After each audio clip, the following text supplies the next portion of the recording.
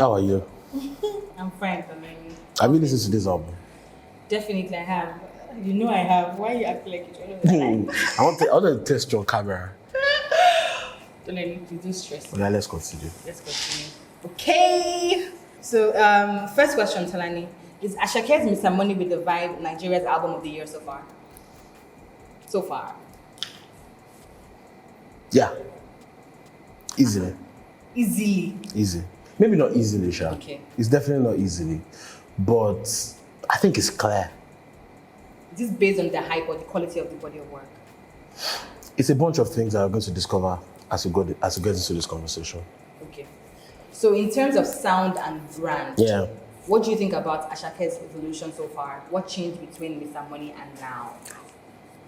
I think the thing about Asake is when Asake did Mr. Money is not exactly a far cry from where Asake is right now. Okay. He's still making a lot of party bangers, still making a lot of things. But I feel like the sound of Asake's sound, the biggest difference between Asake of Mr. Money and Asake of Nice, number one, the sound has changed. Number two, the brand has changed. The sound has changed because Magic Sticks has gone to another level. Mm-hmm. Magic Sticks is producing Amapiano for Asake. Like the opening three of the opening four tracks are influenced by Amapiano, but you don't get bored. Okay. Do you understand? Yeah. Like we listen to South African albums, for example. I was in a room recently with a lot of older people, maybe not older people like in their late 30s, and we were playing Amapiano back to back. Me and another person that are slightly younger than them, we were enjoying it. They didn't. But even when it got to a level where we had been listening to the Amapiano for a while, we were like, let's change it. But this album, you are listening to these songs, Amapiano back to back, in the same sequence. It doesn't get tiring. Do you know why? Why? Because this guy called Magic Sticks, him and Asake met at the perfect time. He was getting... Magic Sticks has been around for a while. He produced Nobody. Yep. For the Redemption. But where I really respected him was when he produced Belema for Raya No More. Like, it was then that I was like, nah, this guy... And I tweeted it 2 years ago that you people should be going for this guy. I don't know if you... 2020. Yeah, in 2020 I tweeted about it. So now you are listening to Peace Be Unto You, for example. Yeah. It doesn't sound like a regular. It's Amapiano, but the twist is different. Look at a record like Organize. Organize sounds like when you blend hip hop elements with Fuji elements and Afro beats without the S. Like it sounds like something that the Kutis could have done. The crowd vocals thing, the way they played with it, that made it sound like they were singing it in the shrine. That's what it sounds like. That's what the experience gives you. Yeah. And then you are looking at the other sounds. Like Asake wasn't doing a sound like Reason with the record with Ross before. That's an Afro swing record with R&B elements. Yeah. Right? A record like Joha, Joha was done when it was in uni. There's a difference between Joha that did in uni and the Joha of now. Because Magic Sticks took it. Right? So the sound, Magic Sticks is the biggest difference between Asake of then and her sound-wise. But the brand-wise, Asake has been ready for a long time. Like, there is no way, you and I had this conversation before. Yeah. There is no way anybody is churning out that type of music without being ready. Asake has been ready for this run for at least a year. He probably doesn't even realize. Maybe he does, maybe he doesn't. He has been ready for this run for at least a year. He's been ready for the music. He's ready for the branding. His confidence has always been there. Have you seen this boy during an interview? Yep. You see how he's talking. He's not exactly the greatest chatty person, but he says just about enough to make you know that he has the presence of mind. But speaking about interview, he hasn't done a lot of interviews. Yeah. I don't think I've caught him in about maybe up to 2, 3. Yeah. I think maybe that's an intentional thing from his team not to have him do interviews right now. So we can't necessarily judge based on the interview, which I think works for him because sometimes people do not understand the importance of interviews. It can make or break you. Do you understand? So if you're not ready for it, maybe just prepare yourself, get some media training, and have the right music and personality to sell the interview. You're supposed to go in there and not knowing what to do. Yeah. But you spoke about the evolution of his sound. How can we say his sound has evolved if we're still getting, like you mentioned, the opening of his album, he had back-to-back Amapiano at some point. Can we say the sound has evolved if it's still the same Amapiano, heavily infused music? Amapiano, that's what I said. It's Amapiano. Yes. But it's not Amapiano as you know it. It's not Amapiano as you know it. It's different. It's different.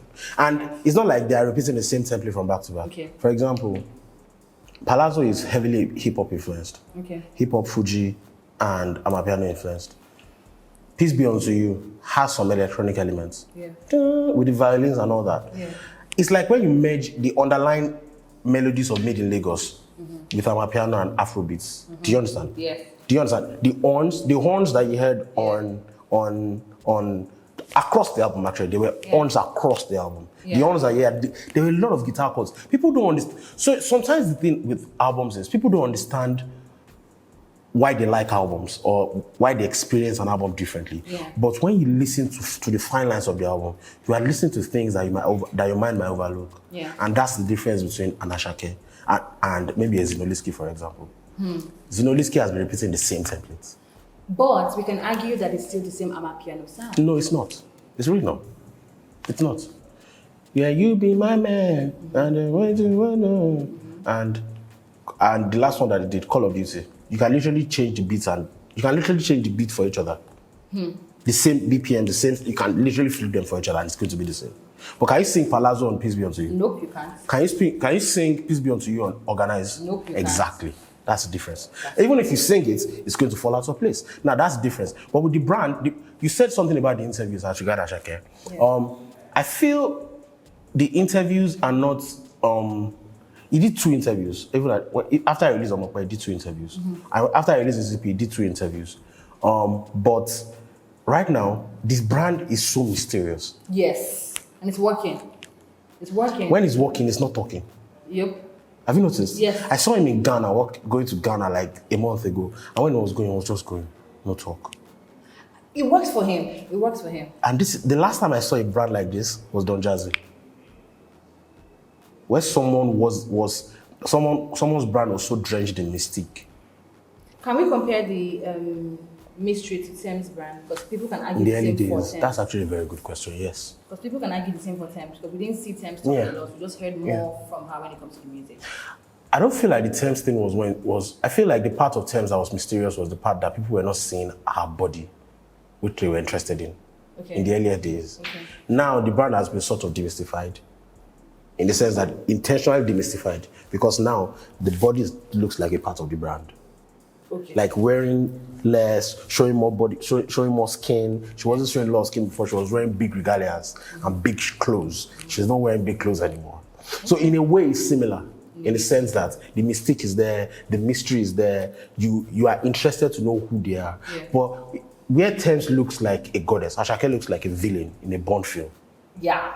That's what it looks like. And a lot of that is down to TJ Omori. Okay, finally, can I meet that? How important is Asake's relationship with Magic Six and TG Omori to creating where he is currently? The Magic Six part, I feel like I highlighted that. The TG Omori part is, you remember when Clarence was on the pod and he was talking about how they created the brand, the Fino brand. Fino. Do you understand? Chidima. The fierce thing, like Chidima brand as well, right?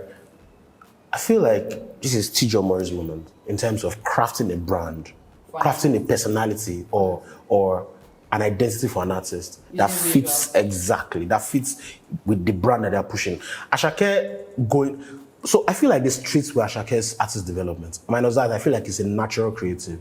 So the fact that it's a natural creative means that Asake, people from OU will tell me that Asake used to perform with bands and backup dancers back in the day, like even when I was a student. Do you understand? Yeah. Like he's been trying to be this great person for a long time, and he's been going through the process unintentionally. He didn't know he was going through the process, probably, but he was going through the process, fine-tuning who he was, and then the confidence to become who he is what a TJ Omori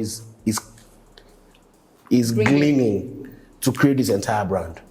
So the music videos, for example, the music video for Palazzo, for example, Asake looks like a fashionista. Someone needs to do an article about Asake as a fashion, his style. Do you understand? Like the skin tight outfit and the baggy pants. Look at what the denim he wore at the head is. I literally was with you when we were recording for Spotify, and I stepped in and told that I looked like Asake. Yeah. Do you understand? Like there's a look now. Do you understand? Yes. So there is a whole thing going on with that guy, and then the video for Peace Be Unto You, it looked like a movie, like they were acting like a villain in a movie. Yeah. And then the video for Sungba, it looked like a militant. that was fighting for people's rights. Do you understand? So it's different things, basically. But all tied to one thing. Powerful person, mystery, influence, without even saying anything. That's it. Okay, so what would you say he has had to do to become this guy? Work. Unintentionally sometimes, but now I feel like some of it, the work is hard to do, the unintentional work is hard to do is influencing the intentional part of his brand that is now building. That's what I think.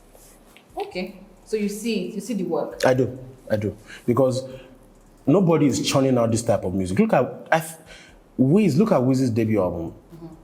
Like when you're looking at someone that just came out, and dropped an album of this magnitude. Do you understand? Wiz's debut album, Fireboy's debut album, Shantizu's debut album. These guys have been around. They had been around for a while before they started making these types of music. So it's not a coincidence. Like if you have been around for that long, that's going to determine the type of things you're going to be able to do. Okay. What would you say are Asake's influences? Asake feels like the intersection between Nigerian history and the intersection between different points in Nigerian history and genres and the evolution of genres and certain artists over the years. Ask me how. How? So in my review, I noted something that a lot of people came to ask me about, and I didn't try to break it down for them. It's simple. Quincy Jones in 2018 released a documentary, the Quincy documentary, if I'm wrong, I think that's the title. And in one of the teasers, it was discussed, he asked Kendrick Lamar, what do you think is the origin of hip-hop? And Kendrick was like, he was trying to say something. It's like, no, that's wrong. The origin of hip-hop is actually African praise singers. So African praise singers are people that's, people, that's what they call them in Yoruba, or Alto Sun, Jala. In Igbo, you can see them in Igbo, people that hail the king, praise singers, Hispanic gyrates, all these things, right? They crossed across the Atlantic, right? They were still saying those things on the plantations where they were being walked out, right? To remember this feeling of home. But then after they got integrated into that life of pain, the panegyrics became their battle cry. So that's why a lot of hip hop is very, very rooted in. That's one of the reasons why a lot of hip hop is rooted in hardship, is struggle music. Do you understand? So the sing talk part of panegyrics, because hip hop is also is a version of you talking in a melodious manner on a beat. Panegyrics is you just talking in a form that is very melodious by itself without no music. So that's basically the origin of hip hop. Now, the origin of Fuji, you know how is something they call wiri or azan. So it's the prayer that they do in the morning before Ramadan. Do you understand? That's the origin of Fuji. Ilorin especially, and to a lesser, some people say Ibadan, but it's mostly Ilorin. Do you understand? Where those guys, that's it that you do, Allah, you know that vocal manipulation? Yeah. Is it not similar to the vocal manipulation of a lot of people that do panegyrics? Do you understand? Yeah. So at the end of the day, people are saying it's hip hop, it's this. But when you look at the roots of both Fuji and hip hop, the similarities are there. That's one. Number two, when Fuji was evolving, a lot of the Fuji artists they changed their style in the 90s, early 2000s, because this hip hop was taking over. Yeah. Pasuma became African Puff Daddy. Obesere was trying to be cooler. Then you were seeing African Little Bow Wow. Yeah. You were seeing like all these things were happening, and people were changing their sound. Even Kwamon explored EDM on his music. Do you understand? So that happened, and then hip hop started influencing. Then we found pop, right? When we found pop, before we found pop, we had a small window where people like Dekule Fuji and LKT were like the go-to Fuji guys in Nigerian pop music. Someone like even Dekule Fuji, the music that more like Jason Go, that was Fuji and hip hop made together, produced by Cobams, if I'm not mistaken. Now let's go a little bit further. You're looking at Reminisce. Reminisce, for example, on a beat that is produced by SARS with heavy hip hop influences, even though it was making pop music. Olamide is the same thing. Are you not entertained? Simple yes or no? Like it's been there all this while. Yeah. So Asake, a lot of things that people are not saying that Asake is just the perfection of a lot of those things. because he's younger. He grew up in a place where he was exposed to a lot of things. He was exposed to life in a different way. He trained his voice is natural, but he probably had to train it on the streets or in school. Do you understand? Yes. Because I look at the way Asake sang, the way he opened door, for example, that place where he goes, Ishemi, Mami Ferezi. Like that part, it sounded like something that Kwame could have done. It sounded like something Kwame could have done. But the beat itself was very eclectic, ballad in a way that is like, so Asake is the perfection of a lot of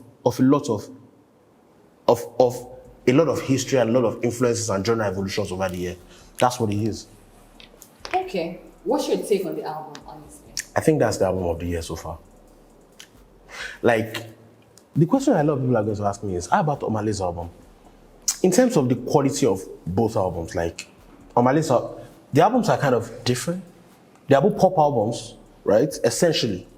But Omale's albums, if you were going to break it down to the sum of the parts, Omale's albums goes more into like the R&B alternative part of things in terms of its approach to pop music. And Asake's album is just banging. Straight up. Do you understand? Yeah. But when you look at the sum of the parts, Asake's whole album is very difficult to quantify under one genre. Do you understand? Even Omale's album as well. Yes. But Omale's album, some songs can still be put under R&B. Do you understand? Just like Asake's album, about 3 or 4 songs I put up there on my piano. So that tells you a lot of things already in terms of the approach. Asake's songwriting, Omale's songwriting, and Asake is a fantastic writer as well in terms of the type of music he makes. Yeah. Because good songwriting is not limited to people that can pen thoughts. The meaning. Do you understand? That can peg the depth. Yeah. Sometimes, a lot of people just know their perfect amount of song ginger to give a really good pop song. The right things to say at the right time. And in between where they're saying those things, they come up with a lot of philosophical things. That's what Asake is about as well. Bro, do you understand? A lot of philosophical stuff. Yeah. But the thing is, the major difference between both albums is very simple. Yeah. Omale's album doesn't have a lot of hits. So quick question before we go on, please. Yeah. If we're talking about if we're going to have a conversation around album of the year and albums that should be in the conversation for album of the year, are we going to take into consideration how many hits? We can't not. We can't not. Do you know why? Because over quality. No, both of them are already quality albums. Okay. If you're talking about the pedestal that they already stand, not much to separate them if you're talking about the quality. Yes. It's not because one person, judging for the albums for what they're meant to be, both of them are already quality. But when you're talking about one that separates the other, hits. And then the impact of both albums. Can we say that Omale's album did not have as much hits as Asake's because of marketing? Because of the approach. Marketing and maybe the forces behind both albums. Possibly, yes. Yes. Possibly, because the influence of Olamide changed a lot of things. Definitely. Especially when you consider the fact that Asake is also someone that's from this area, right? Changes. But at the same time, I can't say that categorically because look at the run that Omale had in 2020. Omale dominated everybody in 2020 as well. Yes. Like even after lockdown was over, he still dominated everybody with Godly. For a while. Even in first half of 2021, he still dominated everybody with features. Yes. Do you get like Infinity, Pronto, the record with what's her name, Jackie? Do you understand? Yes. You see, so I can't exactly place it there. In hindsight, a lot of you can say marketing is where it's oral because at the end of the day, the sentiment of really great albums in this pop space is going to crest on their. There's no way we can escape it. How many hits? Because the impact of a pop album is usually attached to the impact of the hits it generates. It's not like Ibrahimo, for example. We can still critical acclaim and quality alone for Ibrahimo. Yeah. Do you understand? But Anomaly, for example, the way the perception of Anomaly is warped in the mind of people because of the amount of hits he's been able to produce over his course of his career, a lot of people can't still even process the fact that that's a fantastic album. Yes. They will tell you that we don't feel out. Yes. Do you understand? Do you understand? Exactly. But that's the only difference because at the end of the day, when we're judging quality albums, we're going to look at critical acclaim, going to look at impact. Yeah. Two things. So if we're talking about, because like you just said now, talking about the album, the only difference is marketing. Are you sure you're not forgetting one more thing? What's the thing? Branding. No. Are you sure? No, it's not there. Because Asake has a brand that is, you just described the brand as mysterious and it is. We can't say the same for Omale. Well, Yes, but the thing is, you know how Beyonce can go years without going on interview circuits? Yes. You understand?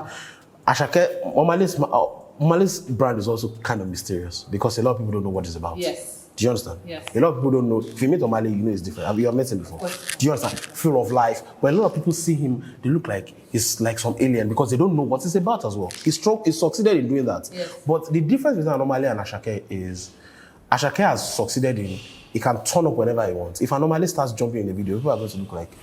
And there's also a star power. In between them? Yes. Maybe. Courage, maybe. Yes. Maybe courage. Yes. But at the same time, I don't think the courage plays as much into the music. If I feel like if the Just Bimba song had been on the album, if it wasn't released prior, if it was on the album, it's about no impact. I agree. Yeah. Thematically, what do you think the album is about?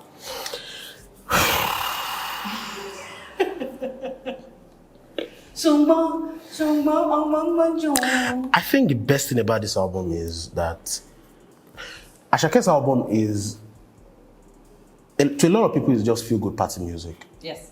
Right? It's just lamba. We want to dance. And proverbs here and there. Do you understand? I love. That's where I'm going to. But when you actually listen to that album, you realize that there's a lot of musicality. Like, what a lot of people are going to experience is just the drums and maybe the percussion and things that make them move and the way Asake is flowing. But then you also go, when you go. But when you listen to the instrumentation on that, it's very eclectic. It is. One, and then the crowd vocals still. I've been complaining of crowd vocals. But I'm not tired for this album. You know, funny thing is it doesn't stand out like in a way that it's not your face. It's not your face. It's so balanced on the body of You work. get. It's so balanced, actually. It balances out with the experiences of the guy. Yes, I agree. It's not too much. It's not your face. It's not hitting standing you. out. Do you understand? It's not like someone is forcing it into the music. It's not, yes. That's why it blends in. Again, about the work between Magic Six and Asake. Yep. The way they are as artists. Because I'm going to remind you of something. Yeah. When Magic Six produced Belema for Ranomo, there was crowd vocals on it in 2020. Yes. And at the time, people were not even reading about crowd vocals. That means it blended in so much that we didn't even have to mention it. Exactly. Shout out to Magic. Shout out to Magic Sticks. Now, that's number one. Then number two, the album is essentially a lot of, it's the story of grass to grace, basically. Yeah. But Asake is usually a dreamer or an achiever. For example, Doll, the track one, Asake was an achiever that was looking back on the person that was a dreamer. He shared me by me feresi, my work. Let me put some gains on it, put some blessings on it. Like make her no fall. Like I've gotten to this place. I don't want to fall. But when he was talking about Ototo, he was talking about the fact that don't stress me. I come from a place. It said it. I come from something. He said it on the album. Right? The verse one of that song was the perspective of a dreamer. Verse two was the part where it was like, Ototolawa, don't stress my life. Do you understand? If you are talking about Nza, even peace be unto you. Asala, Malaikum, Padimi also, Lord, Todu Atobani ko Bobo, Lord, Arahi Mitali Tebot. That's the perspective of a dreamer. Go and hustle. Do you understand? If you are talking about Nzanza, the perspective is gratitude, it's the perspective of an achiever. Now, two records that might stand out in terms of themes, like where it wasn't exactly a dreamer and achiever, are probably going to be Sumomi and Mushe. Those are two records that are probably where it wasn't exactly a dreamer and achiever. And Dupe, it was gratitude. That's an achiever. Do you understand? Yes. And then there was a lot of philosophical music on the album. Yes. A lot of philosophical, where it was talking, even the post-chorus of Organize, which looks like going to be the next hit from the album. Obviously. Do you understand? Organize, the post-chorus where it was saying,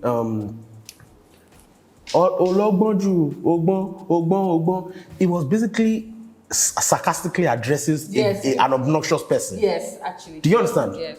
An obnoxious, gregarious person that doesn't understand. Do you understand? Okay. Like a lot of lines. In the review, I tried to highlight a lot of those parts. Yeah. A lot of philosophical music. And finally, there's a lot of personality on the album. Yes. Personality. His personality sometimes embodying another type of personality to fit into the narratives of the song. Sometimes the personality comes in like 10-second bursts. Do you get 10-second burst where it just goes blast and the personality changes again? For example, on Organized, for example, there were like 2 or 3 personalities, 2 personalities on Organized. The verse was a different personality. The hook was a different personality. The post-chorus was a different personality. On Peace Be Unto You is one personality. Nzanza is one personality. Sumami is one personality. Reason is one personality. Sumba is 2 personalities. Do you understand? When you break it, like, when he's talking about something here, he's talking about something in the other places. A lot of personality. And sometimes you can then picture the personality into the context of his brand because of how authoritative and how confident he sounds, even when he embodies other types of personality. Okay. Do you get? So the thing about Asake is, bro, this album is just too good, man. Why do you always liken Asake to a rapper? What is Asake? Asake is borderless. Break that down. Asake is nobody, but he's a lot of things. Do you understand? Like, he's not one particular thing, but it's a lot of things at the same time. Like, I remember the headline. Even me, I started understanding some things, like, after I listened to this album. I just realized that the headline for the review for Ashake's EP, when I reviewed it at the time, I realized just this because I swear to God, was Asake is a lot of people, but doesn't sound like anything. Asake sounds familiar, but so distant, something like that. That was how I described it, because at the time, I couldn't understand it. So are you saying that he's not a rapper? Asake can be a rapper. He can rap. He delivers a lot of things like he's a rapper. For example, Reason. Mi ò fara mo gara mo fara mo jade tán. Ọmọ ológo bá mi sọ̀rọ̀ kí ló ń sọ. Do you understand? The way it's flowing. Like, if you go and watch a Vox documentary from 2017 or 16, where Open Mike Igu was breaking down the flow scheme of a bunch of classic rappers, legendary rappers, you will understand what he's saying here, because the flow scheme that he was talking about there is what Asake is repeating on those songs. It's just not saying, it's flowing like he's singing. On Palazzo, for example, do you understand? But coincidentally, that's what Fuji artists used to do. Now, let me link it back to the Quincy Jones theory that I was talking about. Yeah. The roots of Fuji and the actual roots of hip-hop, there are similarities between the 2 of them. So possibly, maybe Asake is just a futuristic version of what those things people were trying to create at the start. People have called him different. People have referred to the genres as different. Someone said Afro Fuji. Let's not do this. Oh my God. Let's not do this. So is he a rapper? He's a street hop artist anyway. I think let's just call Asake a pop star. A pop star. Okay. Because if you say it's a street hop artist, Reason is not a street hop song. But he's predominantly a street hop artist. Essentially, maybe because of the influences. People that come before that before him, because exactly that's one. And number 2, the fact that if you listen to Asake, the first thing that's going to stand out to you is probably the Fuji influences. Influences, yes. Right? And then the type of hits that he makes and the way he flows. Yeah. So it's very easy to call him a street hop artist. But when you actually go into the music, you might understand that it might be a disservice to just limit him to that. Because, for example, people like Naira Marley didn't have this type of brand. Like the brand that is eclectic, that is out there. Like Naira Marley's brand, Naira Marley had a lot of impact because of the music and what it became during that year and the movement. Thank you. But in terms of like a brand of somebody that steps into a room and everybody's looking like, who is that? Not because they know it's Naira Marley, but you know that something passes. Exactly.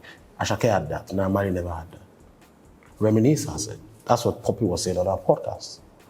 Do you understand? Olamide had it because Olamide got to a level in the early 2010s where he wasn't talking in public spaces. Of course. When was the last time you saw him? Thank you. That's it. A lot of people say that Asake's music is Yahoo music. What do you say about that? My simple response to that is, if you listen to American hip-hop and you listen to drug-infested and crime-infested American hip-hop, don't come and talk about morality in Nigerian music. Simple. Let's move on. Simple. Is it as simple as that? It's very simple. Because we had a full-on conversation about Nice and his references on the song that he... And people talked about how it is important for artists to pass the right message and not say certain things in their music and promote certain cultures and way of life. That's what a lot of people who were in their feelings were saying on social media. But for the people that you remember the 82 article, that legendary article that came out at the time. Legendary. It's a legendary article because he broke it down. Shout out to you. Music and crime have always been intertwined. You can't separate them. I remember talking to the OG client speakers and he was telling me that, bro, big man culture was so integral to Nigerian music. And I remember thinking to myself that my brother, Egbo, the big men now are the Yahoo boys. That's why they get all the mentions and the references. Yeah. Should they? You can't change it. It's not about today. There is nothing, when it comes to music and how music is done, there's nothing about how it ought to be. It's how it is. Because look at it, you can't change it. No amount of morality and preaching you do can't change it. Minus that, these are the people that these guys roll with. So it's not about what these guys do. It's also about the fact that... What they say. Exactly. These guys are probably their friends. So all these things that you hear this guy saying, it's also his reality. This guy probably grew up in the trenches, man. Maybe the people he grew up with and the people he looked up to were probably Yahoo boys. So, bro, you can't, even though he might not be doing it, but it's very difficult for you to tell him that some of his heroes were doing something wrong. When they're going to tell you that, where were you when they were not eating at 9 p.m. in the night? Do you understand? Yeah. What's going to be your response at the time? Exactly. Yeah. What do you think about the track listing of this album? I think that's the best thing about this album. I felt like whoever arranged the album is a genius. Even though if you and I had the conversation, and I felt like Nzanza should have been the final track. You think Mushe and Dupe were wrongly placed? I don't think so. Yeah. Here's what I think about the album. I think in terms of album sequence, I think it's a lesson. The opening 4 tracks seamlessly blended into each other. Opening 5 tracks, actually. It felt like one song. It was just blending. It was ridiculous. One long song. The album is so optimized for streaming, though. Optimized for streaming. Like, for example, opening 5 tracks were Amapiano House influenced, right? Then Mushe felt like a breather. Yes. Then Joha felt like a song that, we still there with the party tracks, but we come back. Then the next 3 tracks, Nzanza, Ototo, and Reason, were records that were basically more mid-tempo, more reflective. Yeah. You understand? Yeah. But what came after those records? Baby Sumami, Baby Sumami. And then he ended with Subala. Do you understand? Yeah. Like, the person, it came in blocks. It's an experience that came in blocks. Yes. That's why you can maybe feel the transition from the first 5 to... and was any record up to 3 minutes on that album? I don't think so. Exactly. And they were chopping off the final moments of the album. The only one track is finishing, the other one is entry straight. So you have repeated the album twice in 1 hour. You don't I agree. Exactly. That's what happens when Exactly. What do you think about not adding Omokwe, Sungba, Palazzo, or Trabaye to this album? I would have called it lazy if they had done it. I agree. I think it's a nod to how confident they are as a team. Shout out to them for that. I think the confidence for the confidence in knowing that, bruh, we have hits. I think it was also a flex. It was a flex. Do you understand? Because a lot of most Nigerians would have packed those out with those records that have had numbers. So that he didn't want them to say, we have hit 300 million streams across all platforms. But you understand? But without those records, this guy still got to #1 on rap music in the UK. But he chopped down Beyonce. I think Bad Bunny and DJ Khaled. That is crazy. In the UK, not Nigeria. UK. So let's not go there. Anyway, speaking about them not adding those songs on the album, I feel like also fans responded to that on social media, asking. Some people were saying that no, they think that he should have added those songs to the album. And I'm just here to say that it feels like Joe has to remember to do your own thing by yourself without the fans. Because I remember artists who have done it in the past got called out. Joe Boy, when he added those songs, he got called out. Same thing as one day, so it's like what do the fans really want? Yeah. To be honest. So but this boy wanted to flex and he flexed. And that's good. Yeah. What's your take on the features and the need to not add more features? I felt like Nzanza might have had an Olamide feature. And I felt like someone should have had a South African DJ feature. You don't think you should have added any Fuji artist? I think Kwama should have been on door. I think so too. Yeah. I think I would have loved, personally, but I understand why they didn't put him because, bro, optimized for streaming. But they might do a remix and have one of them. I think it would be nice. That would be very, very nice. Yeah, that would be nice. Your favorite song on this album? My favorite songs, bro, it changes. What's your favorite song? I really like that love song. It's Mushe. Is it Mushe now? What's when I spoke to you about? When I said it's the Mushe. Is it Mushe? It's Mushe. I think Mushe. Yes, I really like Mushe. I like Doll. Yeah. I like Organize. Nice. I like Dupe. Dupe is incredible. Dubai is such a pure house song, though. It's such a pure house song.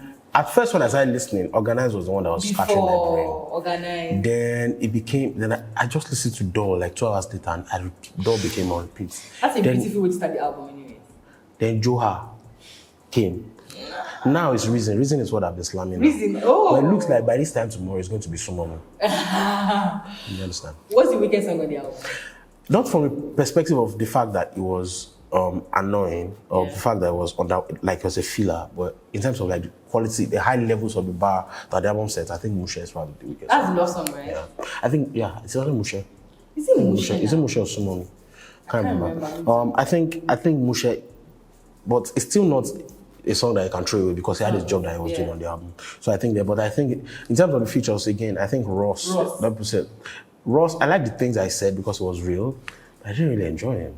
I thought it was. I understand why he was there though, because Ross is a successful indie artist. Do you understand? So he has a lot of primary white audience that is able to that have been rocking with him for a long time. Yeah. A lot of them are also very young. So if you are looking to break Asake in a market that is based on an indie artist, on the back of an indie artist, where they are very, very loyal and they are primarily white, in a country where black people are under 15% and Nigerians, people of African origin are even smaller. So you need to acquire, it's a market acquisition tactic, it's audience acquisition tactic. So I get it. But personally, I think they could have acquired the same audience with a Latin pop artist. I would have liked to see a Latin pop artist. If you were to suggest a feature from an international artist, who would you know? Bad Bunny. Bad Bunny? Yeah. I think Bad Bunny. On Reason. On Reason? Yeah, instead of Ross. But I'll put Bad Bunny on that song. What do you think would be the singles from this album? Bro, everything. Speaking of South Africans, what do you think about the take on Asake from BBNaija and bands of major league DJs? I thought it was very interesting that they were talking about disunity in their industry. Like, if you don't get together, that they're going to take it from us. BBNaija even appeared to like sub the album. Like, it's a really quality album. Like, she couldn't not admit that it's a great album. But I think they have a problem with the fact that their music is traveling and it's not them. Do you understand? Do you think the Nigerians should give credit more to South Africans when they jump on Amapiano, taking into cognizance how dramatic we are about Afrobeat? One of my artists featuring on our own song. See that just because we are doing that doesn't mean it's right. Okay. Do you understand? Like, and to be honest, what we do, they are not even doing that. Nigerians are way more of a nuisance than they are being. They are giving credit that the music is actually good. Yes. And they are not even complaining and going at. Yes. Nigerians will just go and bombard the We don't want you on our sound, take it down. Then there's nothing you can do about it. That's your problem. You can cry from now till tomorrow. Didi is going to call Afrobeat producers to come and produce one. If you like cry, you will die. Nobody will care. That's one. Number two, about the Asake thing. The way they addressed, they were talking about disunity in their industry, that we should move together. And to be honest, I don't understand what they mean by disunity. And I don't understand the fact that they're talking about the fact that they don't have their foot in the door. Number one, these guys have the biggest culture of collaboration in Africa. Have you seen Amapiano? Have you seen back in the day? Have you seen Kweto? Like records from Kalawa Jasmine, I used to see like 4 features. Amapiano records, you see like 7 people on the same record. Yep. And everybody's getting credits. Nigerians don't do that. They don't even give you. Do you understand? So culture of it's not, and there's no industry unity anywhere. We don't have industry unity. Industry unity is not why Nigerian music is thriving. That's one. Number two, I don't understand what you're talking about when it comes to like getting your foot in the door. What door? One, all the major companies, music companies are headquarters in South Africa. Way more access than possibly most of Sub-Saharan Africa has, except Francophone Africa, because those ones are usually signed to French arm of a lot of these companies. Do you understand? Yeah. So I don't understand which door you are talking about. And the music is definitely not the problem, because the music was so good. That's why a lot of Nigerians are jumping on Amapiano. I even say that I'm going to go on the limb and say, in H1 2022, the best albums that I heard from Africa, in Sub-Saharan Africa, came from South Africa. So the music has never been the problem. I think it's the grind. My opinion from an outsider, I think it's the grind. And I think a lot of that comes from the fact that their industry works. So they don't need to do extra. They don't need to do extra. Nigerian artists do some of the most unconventional stuff. Just to blow out there. And then another thing that's working against, like going back to the fact that their system works. In South Africa, South African players don't exactly go outside to go and play ball. Because their league is good. I remember the time when Shabalala was earning $1 billion in South Africa. I remember there was a news like that. I think that news trended like 10 or 12 years ago. Shabalala was earning $1 million in South Africa.